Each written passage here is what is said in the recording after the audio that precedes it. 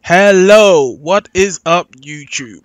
This is going to be my first guide tutorial and I am really psyched to see how it goes. So I know people usually do at the end, but I'm going to kick it right off and say please leave a comment in the comment section below. Tell me what you thought. Was it good? Was it good? Was it good? I'm Buxbunny and I've been playing Blade & Soul for about 2 years. I'm an assassin main and I love the class. Ever since I joined, it was the first MMO I played where you could perma-stealth as an assassin, and I've been hooked ever since then. So today we're going to talk about one of the weeklies, specifically Snow Jade Fortress. The reason why I'm talking about Snow Jade Fortress is because I'm just tired. I'm tired, guys. Guys, I'm tired. I'm tired of going into Snow Jade and wiping and wiping and wiping. That's what I'm tired of. And I have 9 characters to do it with, so let me help me complete my day weeklies as fast as possible. That's what I want. That's what I want. I'm hoping there's something in there for everyone. So if you're new to the game, if you've been playing for a while, some tips and tricks that will get us along. So let's talk about the requirements for Snow Jade Fortress. First things first, you want to finish the story quest, be level 55 because that's when the weeklies open up. Equip all the stuff you get from the story quest, and I'm going to show you a trick that you can do for your legendary weapon. The first step would be to head over to Grand Harvest Square. Once you're there, you want to head over to Granny's Inn, which is up here.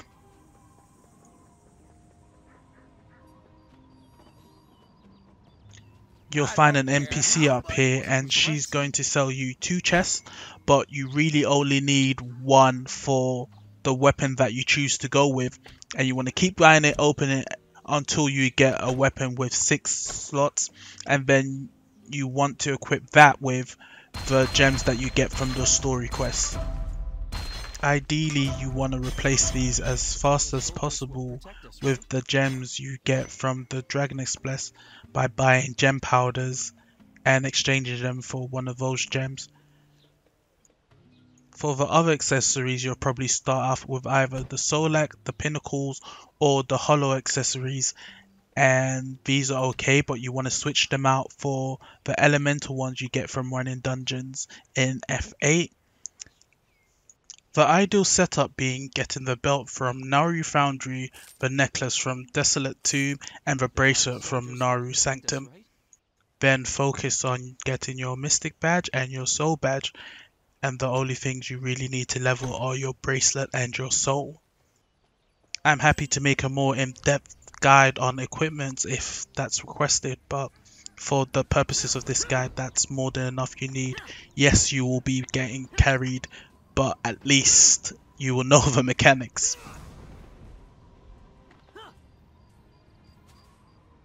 So now that we figured out what we need to figure out where to go and how to get there.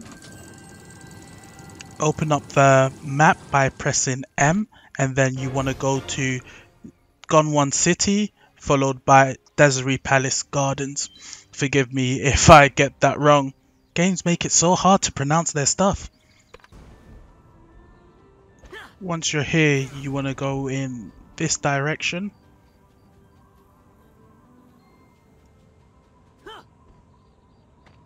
And it's this one here. This is the entrance to Snow Jade Fortress.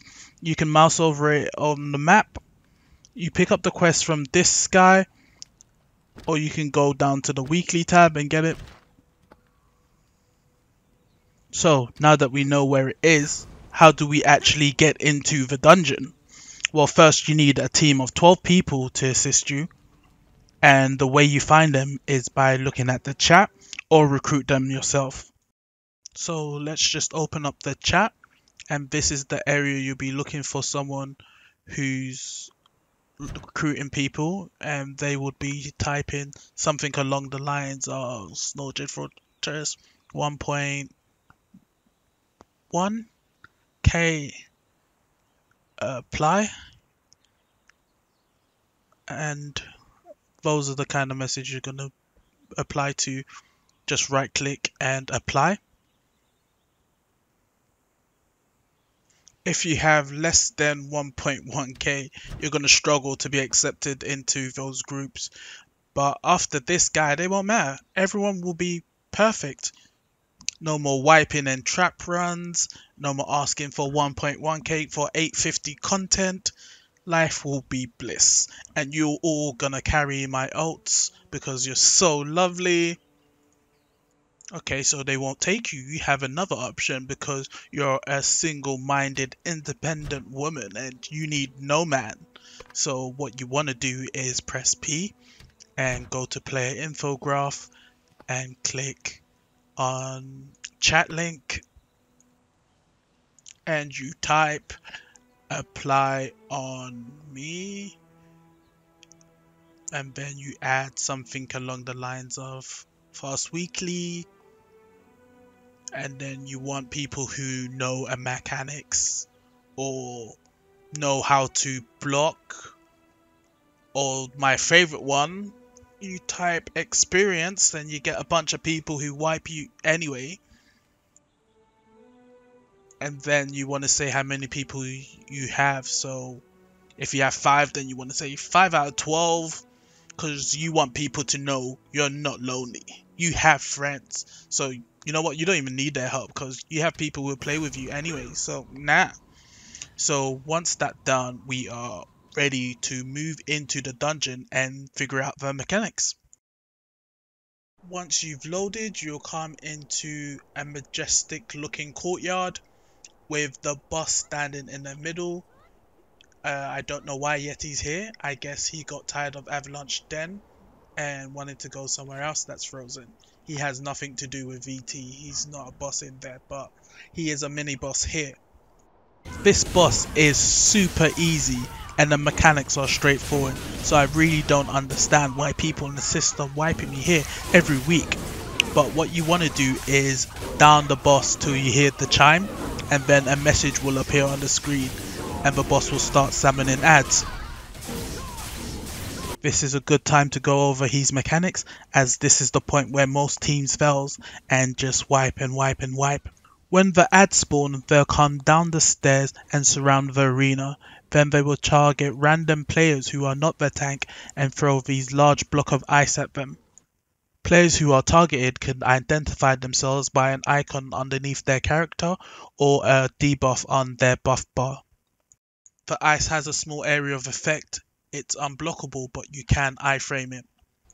If the boss is hit by one of these balls, he will absorb them, healing himself and gaining a buff that stacks. If the boss gains too many stacks, he will do 2 massive AoEs. These are both unblockable and freeze. And follow this up with a massive slam that may or may not kill you depending on how much HP you have. Although these attacks are not blockable, they are iframeable, so you can dodge the freeze and also avoid any damage. As long as people stay near him with marks and keep giving him stacks, he will keep slamming and slamming until he wipes the entire team, and this is the primary reason why most teams fail at this mini boss. If you're melee, you want to keep away from this boss. If you're ranged, you can continue to attack him, but I would be careful of taking aggro, as the boss will continuously just jump to you. A neat trick you can do, and it works on almost any mini boss, is you can have Force Masters use their Frost Palm and Soul Fighters use their Snowball to freeze him in place with the tank behind him, and he will just stand there like a Mushin Tower dummy, and you're free to DPS. He doesn't attack, but he will still do his mechanics.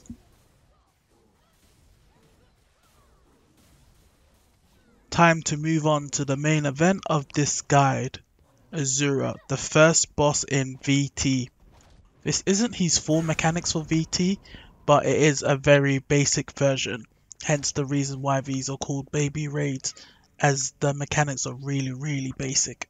Another great tips are these lines that are going all around the room are not just there for decoration, but come in very handy, so you want to assign 2 people to each one, and the reason will become apparent very soon. Just trust me on this. The next thing you want to do is go into your skills by pressing K and select any skill that can block, parry or counter. This is very important for the mechanics as well, and failing to do so could increase the likelihood of your team wiping. So once you engage the boss, what you want to be doing is dodging the boss's attacks, staying alive, and just DPSing him down to 80%, as this is where the first mechanic phase will start. I forgot to mention this previously.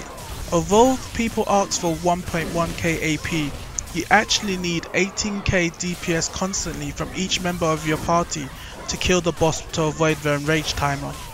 Taking into account mechanics, you actually want to be dealing around 30k DPS to really be contributing to the team. Anything higher than this is just gravy that helps speed up the run. Once you hit 80%, the boss will pull everyone in the room towards him, then leave either a frost or flame AoE field underneath him. You want to SS out of it. A lot of people will try to force you to learn how to tell time, but you don't need a watch. Just use the line as a guide and the balls will spawn on either side, and use your block skill from earlier to block the balls. Unfortunately, I missed my ult, and this is a prime example why it helps to have 2 people on the line. Missing your orb will cause the boss to absorb it and gain a buff that stacks similar to Yeti. If he absorbs too many orbs, then he'll enrage and wipe the entire party.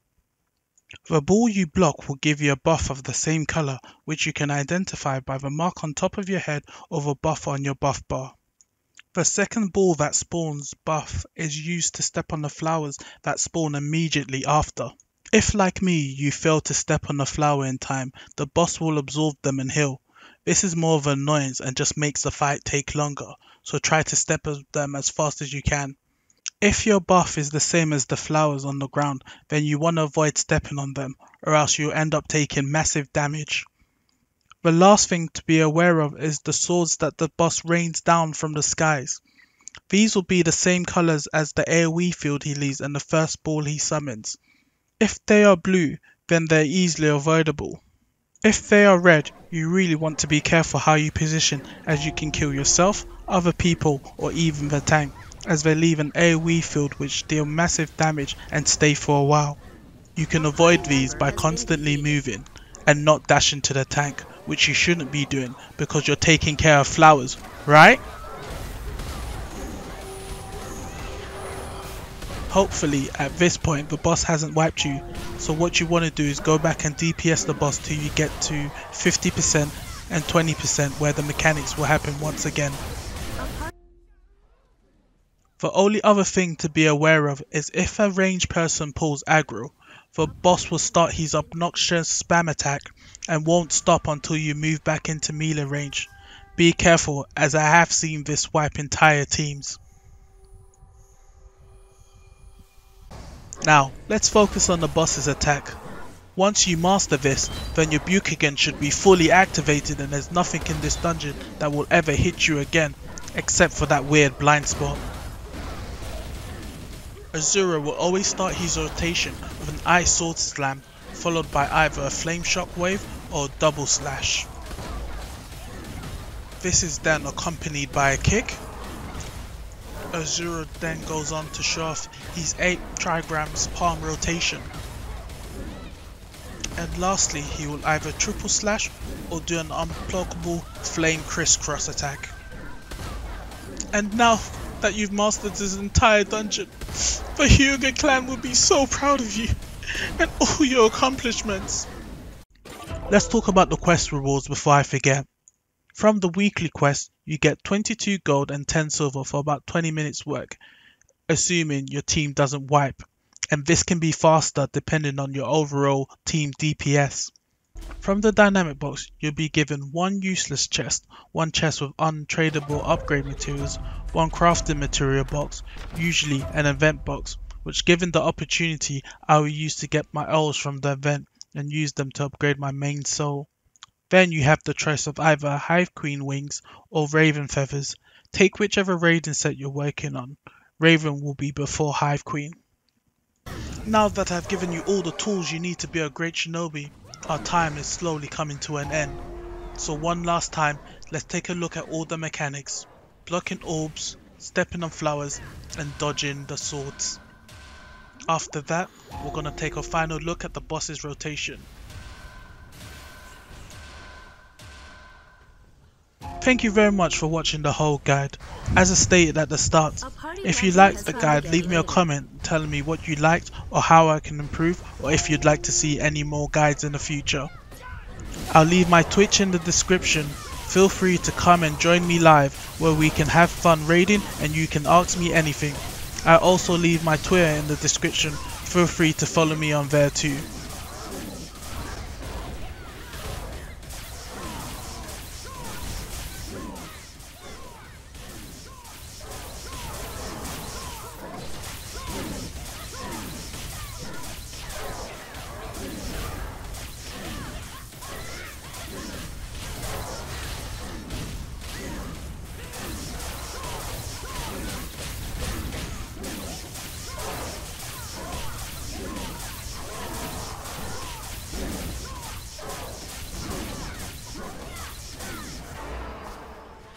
What is raid?